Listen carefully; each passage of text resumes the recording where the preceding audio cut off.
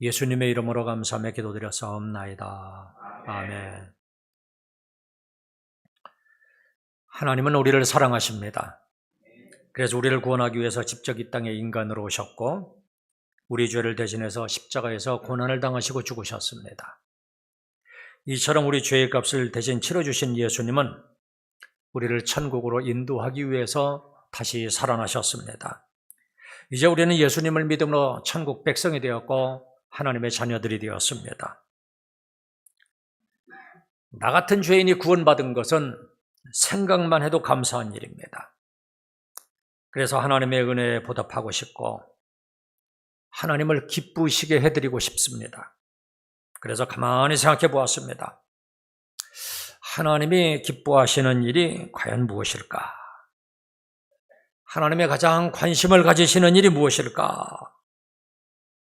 하나님의 마음을 한번 생각해 보았습니다. 하나님은 우리를 지극히 사랑하시는 분이십니다. 그렇다면 당신의 형상대로 지으셨고 당신이 그토록 사랑하시는 사람이 지옥에 가는 것을 원하지 않으실 겁니다.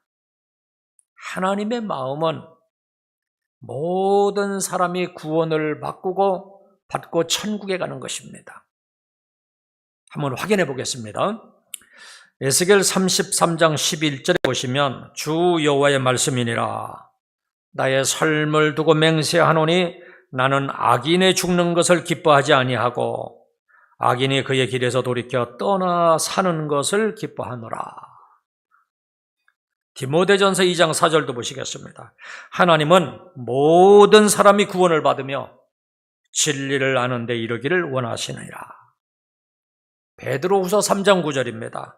주의 약속은 어떤 이들이 더디다고 생각하는 것 같이 더딘 것이 아니라 오직 너희를 대하여 오래 참으사 아무도 멸망하지 아니하고 다 회개하게 이르기를 원하시느니라. 보세요. 하나님은 모든 사람이 구원받는 것, 이것이 하나님의 소원입니다. 심지어 악인들도 돌이켜 구원받기를 원하십니다. 주님이 재림을 늦추시는 것도 아무도 멸망하지 아니하고 회개하기를 기다려주시는 것이라 이렇게 말씀하고 있어요. 그래서 죄인 하나가 회개하고 돌아오면 하나님 나라에서는 천국 잔치를 연다고 그래요. 하나님은 온통 이미 창세전에 선택하신 당신의 자녀들에게 관심을 가지십니다. 그리고 그 택한 백성이 회개하고 예수님을 믿고 천국 백성이 되는 것을 가장 기뻐하십니다. 그런데 이 일은 거저 이루어지는 것이 아닙니다. 이러한 일이 어떻게 이루어지는지 오늘 본문에서 말씀하고 있습니다. 본문을 제가 다시 한번 읽어드리겠습니다. 하나님께서 구원 사역을 어떻게 이루시는가 하는 측면에서 다시 보시기를 바랍니다. 누구든지 주의 이름을 부르는 자는 구원을 받으리라. 그런지 그들이 믿지 아니하는 일을 어찌 부르리요? 듣지도 못한 일을 어찌 믿으리요? 전파하는 자가 없이 어찌 들으리요? 보내심을 받지 아니하였으면 어찌 전파하리요? 기록된 바 아름답도다 좋은 소식을 전하는 자들의 발이여 함과 같으니라. 보세요. 누가 구원을 받는다고 말씀해요? 주의 이름을 부르는 자가 구원받아요. 그러면 누가 주의 이름을 불러요? 믿어야지만 부를 수가 있어요. 그러면 어떻게 믿을 수가 있다고 합니까? 들어야지만 믿을 수 있다고 그래요. 그러면 또 어떻게 들을 수가 있는 거예요? 전파하는 사람이 있어야지만 들을 수가 있어요. 그러면 어떻게 전파하는 자가 될 수 있어요? 보냄을 받아야지만 전파할 수가 있다고 그랬어요. 그래서 보냄을 받고 좋은 소식을 전하는 자들의 발이 아름답다 이렇게 말씀하고 있어요.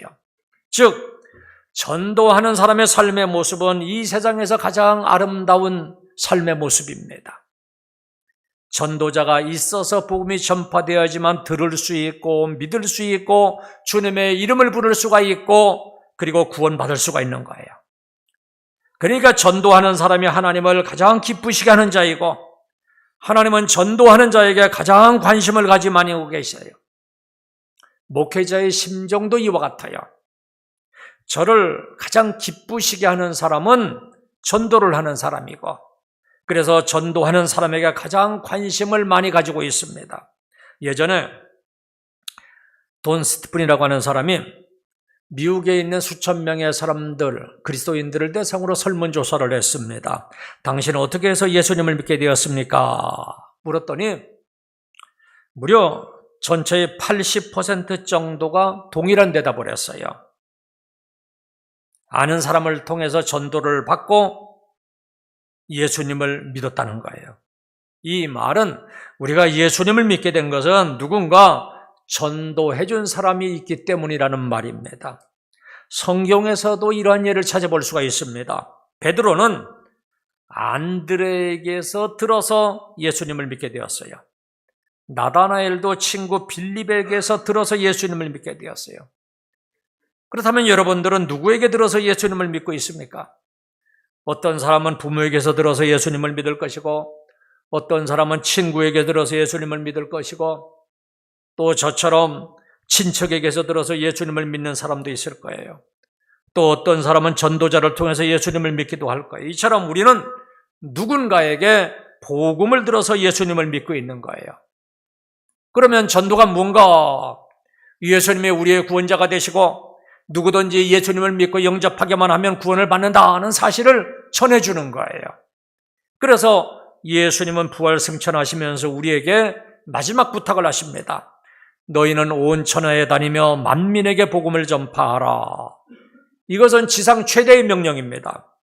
예수님도 이 세상에 전도하러 오셨고 또 우리에게도 전도하라 명령하고 있어요. 예수님은 12제자들을 친히 부르시고 함께 거하면서 예수님이 누구이신지 알게 하시고 하나님 나라에 대해서 알게 해주셨어요. 왜 이렇게 하신 거예요? 전도하는 사람이 되게 하기 위해서예요. 그래서 예수님은 승천하시면서 전도할 것을 명령하셨고 제자들은 그 후에 성령을 받고 전도하기 위해서 온 삶을 다 바칩니다. 우리들도 마찬가지입니다. 예수님은 우리들을 왜 구원해 주셨고 왜 하나님에 대해서 알게 해주시는가? 왜 우리를 만나주시고 하나님의 은혜와 사랑을 알게 해주시는가? 우리를 전도하는 사람이 되게 하기 위해서예요. 그렇다면 전도하지 않는 사람은 하나님의 이러한 마음을 전혀 모르는 사람이에요. 만약에 예수님의 12제자 중에 그렇게 큰 은혜를 받고도 전도하지 않았다면 어떻게 되었겠어요?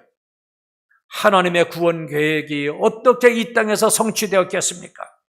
그래서 예수님은 이처럼 전도 명령을 하시는 거예요. 전파하는 자가 있어야지만 들을 수 있기 때문입니다. 그래서 하나님은 전도자를 보내시는 거예요. 그런데 보내심을 받지 아니하였으면 어찌 전파하리요? 이렇게 말씀하고 있어요. 그러니까 전도는 보내심을 받아서 하는 거예요. 다른 말로 하면 전도는 우리의 사명이라고 하는 말씀이에요. 그런데 하나님은 우리에게 사명과 함께 그 사명을 잘 감당할 수 있도록 모든 것을 채우시는 분이십니다.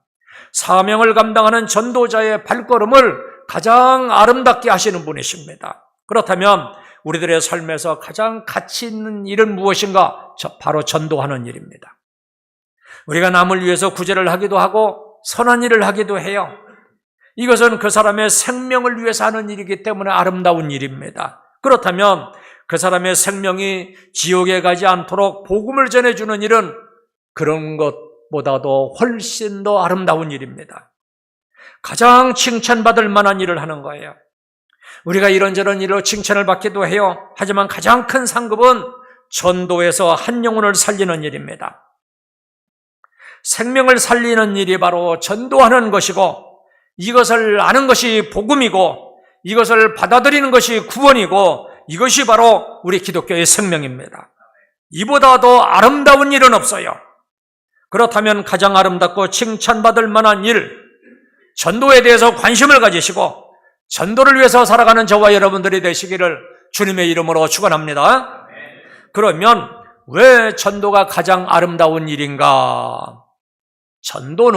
전도하면 하나님에게 영광이 되기 때문에 참으로 아름다운 일을 하는 것입니다. 하나님의 최대 영광이 무엇이겠습니까? 죄인이 회개하고 구원받는 것, 이것이 하나님께 가장 큰 영광이 되는 거예요. 그러면 어떻게 죄인이 구원을 받을 수가 있는 거예요? 전도를 통해서 복음을 듣고 구원을 받는 거예요. 그렇기 때문에 복음을 전하는 전도는 하나님에게 영광이 되는 겁니다. 예수님은 하나님의 영광을 위해서 이 땅에 오셨어요. 그래서 이 땅에 오셔서 전도하는 일을 하신 것입니다.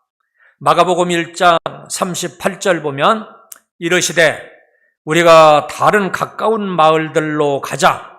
거기서도 전도하리니 내가 이를 위하여 왔노라. 보세요.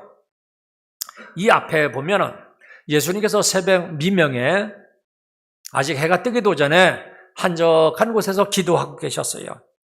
그런데 이때 예수님의 제자들이 찾아와서 얘기하는 거예요. 지금 많은 사람들이 예수님을 찾아와서 기다리고 있습니다. 아마 바로 이전에 무슨 일이 있었느냐면 베드로 장모의 열병을 고쳐주는 사건이 있었거든요. 그러니까 이것을 보고 사람들이 소문을 듣고 막 찾아와서 흥분해서 예수님을 찾고 있는 거예요. 그러자 예수님이 뭐라고 하는가? 다른 가까울 마을들로 가자 그럽니다. 그 이유가 뭐라고 그래요? 거기서도 전도하리니 그러면서 내가 이를 위하여 왔노라 이렇게 말씀하세요. 그러니까 예수님은 사람들에게 내가 이와 같이 막 병을 고친 사람이라 하면서 막 영광을 받기 위해서 오신 것이 아니라 이 땅에 오신 목적대로 지금 전도하려고 다른 마을로 가자는 거예요. 그러니까 예수님은 지금 한적한 곳에서 기도하면서 힘을 얻어가지고 다시 전도자의 삶을 사신 거예요. 예수님은 이 땅에 전도하러 오셨고 전도자의 삶을 사셨고 전도를 위해서 죽으신 거예요. 전도하기 위해서 각종 이적을 행하셨고 심지어는 전도하기 위해서 승천하시기도 하신 거예요. 이처럼 예수님의 전생에는 전도의 목적이 있습니다. 그렇다면 우리들도 마찬가지예요. 우리가 기도합니다. 왜 기도합니까? 단순히 내 마음의 소원을 이루려고만 기도합니까? 물론 그러한 기도를 할 수도 있겠지만 더 본질적인 기도의 목적은 하나님이 그토록 기뻐하시는 전도자의 삶을 살기 위해서 기도해야지 돼요. 우리가 이러한 기도를 한다면 하나님이 얼마나 기뻐하시겠습니까? 그리고 왜 우리는 이 땅에서 살아가는가? 구원받고 천국 백성이 되었으면 빨리 하나님 나라로 가면 되지 왜 아직도 우리는 이 땅에서 살아가고 있는가? 이 땅에서 할 일이 아직 남아있어요. 전도하기 위해서 이 땅에서 아직 살아가는 거예요. 돈을 버는 것도 전도하기 위해서고 내가 건강해야 될 이유도 전도하기 위해서예요. 직장을 다니고 사업을 하는 것도 전도하기 위해서예요.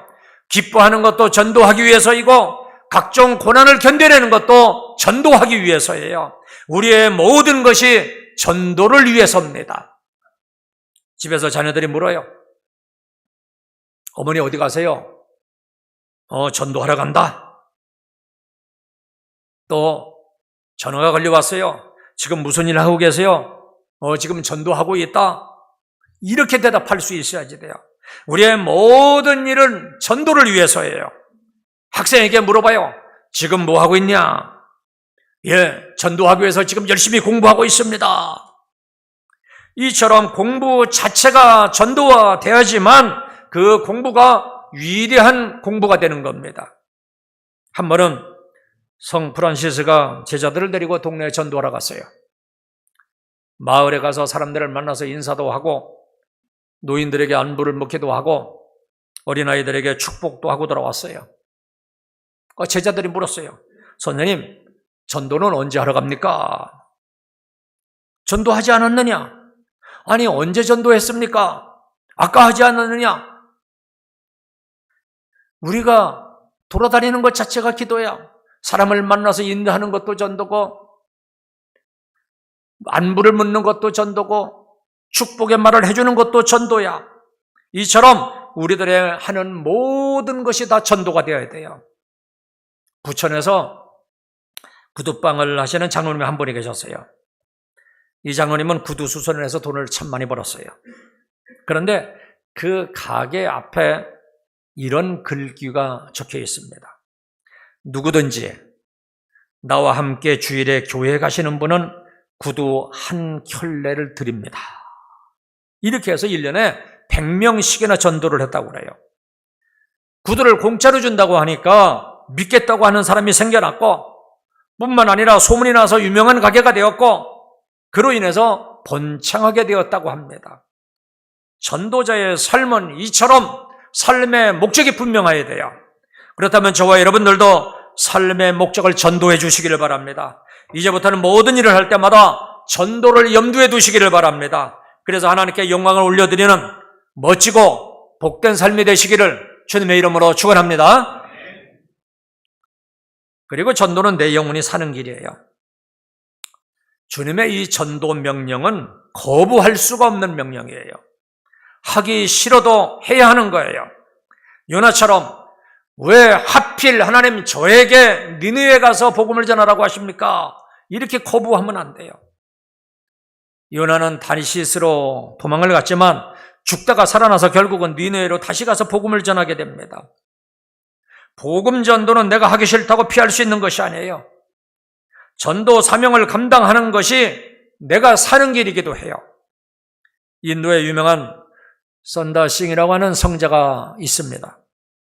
이 사람은 전도하기 위해서 지금 히말라야 산맥을 걸어가고 있는데 보니까 한 사람이 쓰러져 있어요. 가까이 가서 손과 발을 만져보니까 싸늘해요. 그래서 숨소리를 들어보니까 아직 숨은 쉬고 있어요.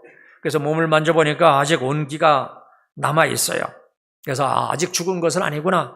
어떻게 하든지 이 사람을 살려야 되겠다. 그래서 이 사람을 등에 업고 걷기 시작합니다.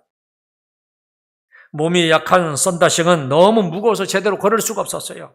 넘어지고 또 넘어지면서도 살려야 되겠다는 마음을 가지고 이 사람을 업고 눈길을 걷고 또 걸었습니다. 한참을 가다 보니까 한 건장한 청년이 지나가요. 그래서 형제 좀 도와주세요 하고 도움을 요청했어요. 그러니까 그 청년이 나도 힘들어 죽겠는데 누구를 도와줍니까 하면서 그냥 지나가 버리는 거예요.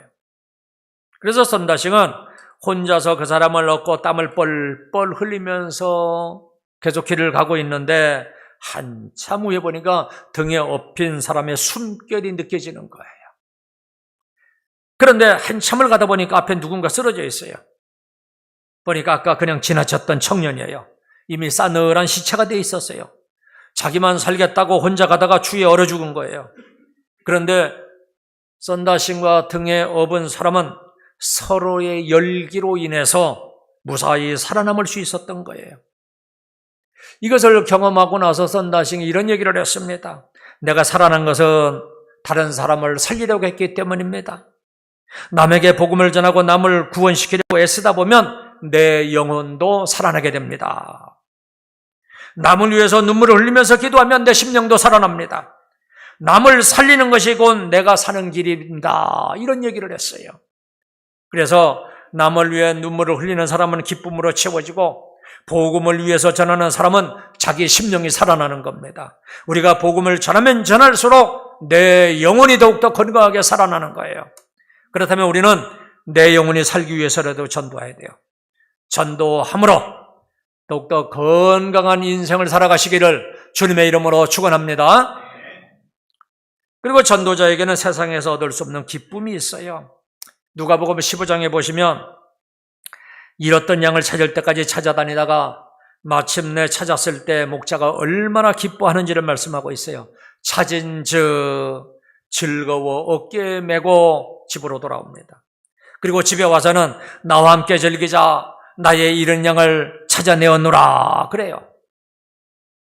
여러분, 이것이 바로 주님의 마음이에요. 또 전도자의 마음이기도 해요. 우리가 전도자가 되어 전도할 때 이러한 기쁨을 경험할 수가 있어요. 우리가 전도할 때 나에게 기쁨이 찾아오는 거예요. 남에게 줄 때 나에게 기쁨이 충만해져요. 우리가 세상에서 다른 사람에게 물질을 주어도 기쁘고 마음을 주어도 기쁜데 다른 사람에게 생명을 준다면 얼마나 더 큰 기쁨이 오겠습니까? 생명을 준다는 것은 가장 기쁜 일이에요. 살리는 일이기 때문입니다. 물에 빠져서 죽어가는 사람이 있는데 마침 그것을 발견하고 줄을 던져서 살려주었다고 생각해 보세요. 그 기쁨이 얼마나 크겠어요. 아마 평생 그 일을 잊지 못할 거예요. 죄로 인해서 지옥으로 끌려가는 사람을 우리가 복음을 전해주어서 죄를 용서받고 지옥에서 건져주었다면 얼마나 더 기쁘겠습니까? 그래서 예수님의 제자들이 전도하고 돌아와서 그렇게 기뻐했던 겁니다. 지금도 전도하는 자에게는 이러한 기쁨이 찾아옵니다. 전도자가 주일날 현관문에서 자기가 전도한 사람을 기다리다가 그 사람이 정말로 교회에 나타났을 때 그 기뻐하는 모습을 여러분 보신 적이 있습니까? 죽었던 엄마가 살아온 것처럼 환한 얼굴로 기뻐하면서 맞이하는 것을 볼 수가 있어요. 그리고는 다정하게 팔짱을 끼고 들어오는 모습을 보세요. 세상에 그렇게 기뻐할 수가 없어요. 이것을 보면 전도하는 것은 가장 기쁜 일이고 우리의 행복입니다. 그렇다면 저와 여러분들도 이러한 기쁨을 경험하시기를 바랍니다. 이 기쁨은 세상이 주는 기쁨과는 차원이 다른 이루 말할 수가 없는 기쁨이에요. 전도하고자 하는 마음만 있으면 하나님께서 전도할 수 있는 힘도 주시고 길도 열어주십니다. 전도는 나 혼자서 하는 것이 아니라 하나님과 함께 하는 거예요. 전도하는 마음을 갖기만 하면 성령님이 그 마음을 아시고 전도의 열매를 맺을 수 있도록 도와주십니다. 그래서 진실로 한 영혼에도 구원하고자 하는 마음으로 전도하는 사람은 저절로 하나님을 경험할 수밖에 없는 겁니다. 그렇다면 저와 여러분들도 영혼을 사랑하는 마음으로 전도하여 하나님과 함께 전도의 열매를 맺음으로 최고의 기쁨을 경험할 수 있기를 주님의 이름으로 축원합니다. 마지막으로 전도는 하나님 나라의 상급이 있어요.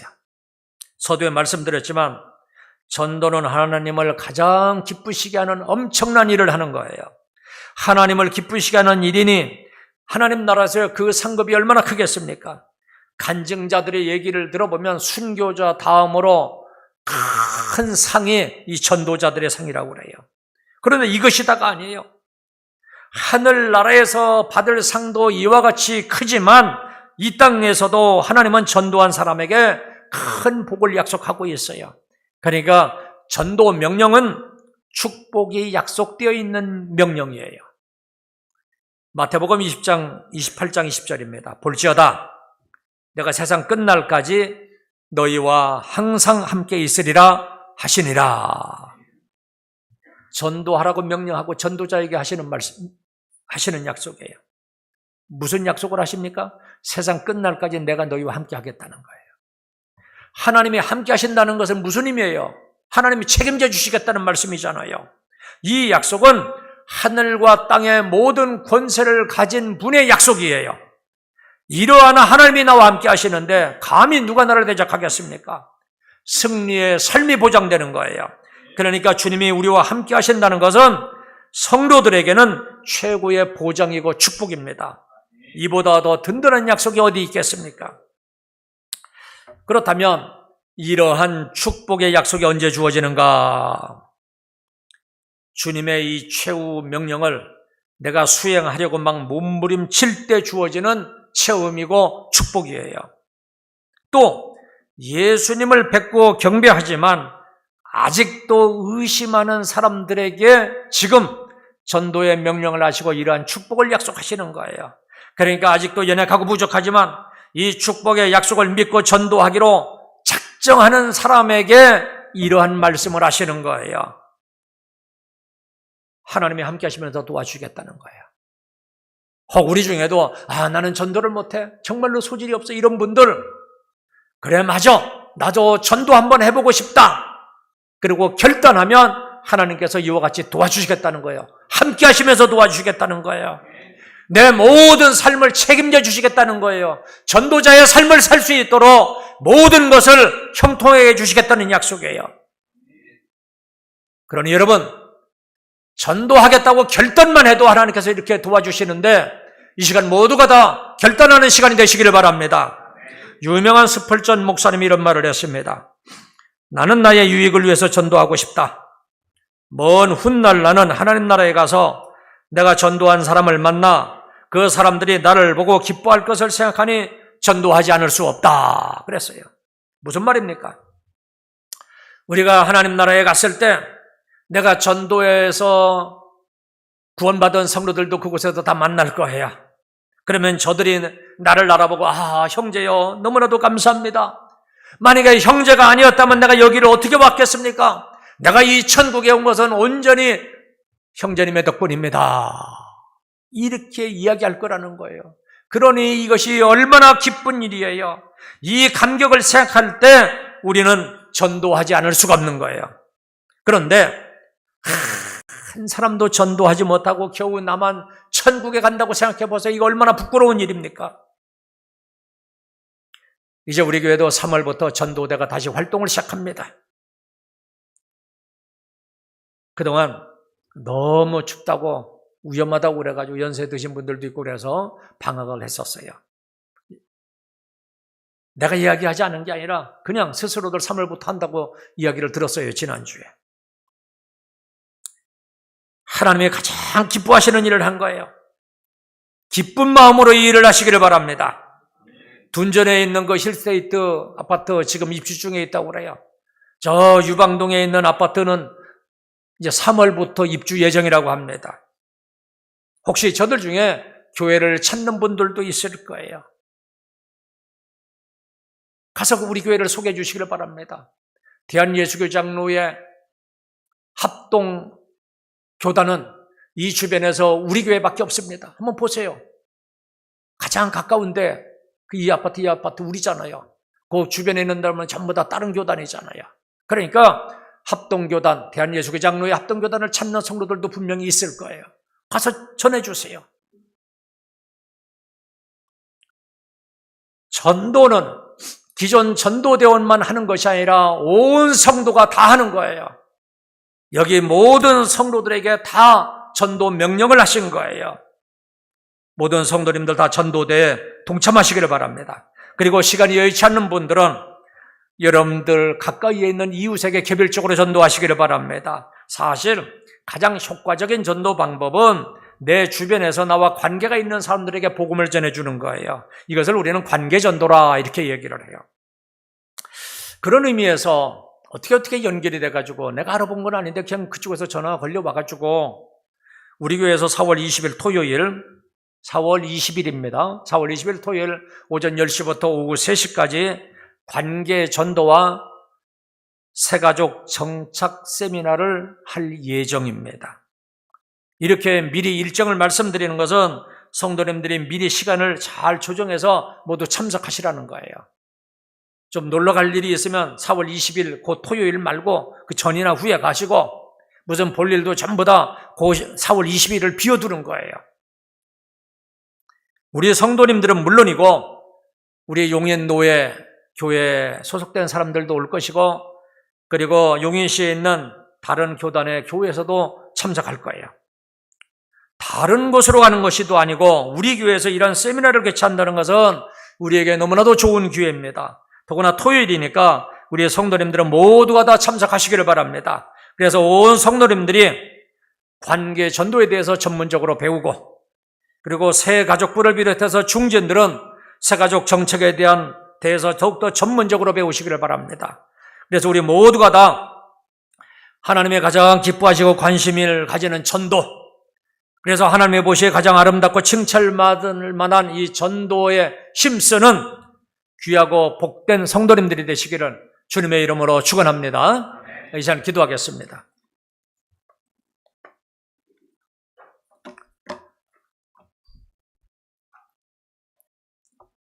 가장 아름다운 일, 칭찬받을 만한 일이 무엇인가?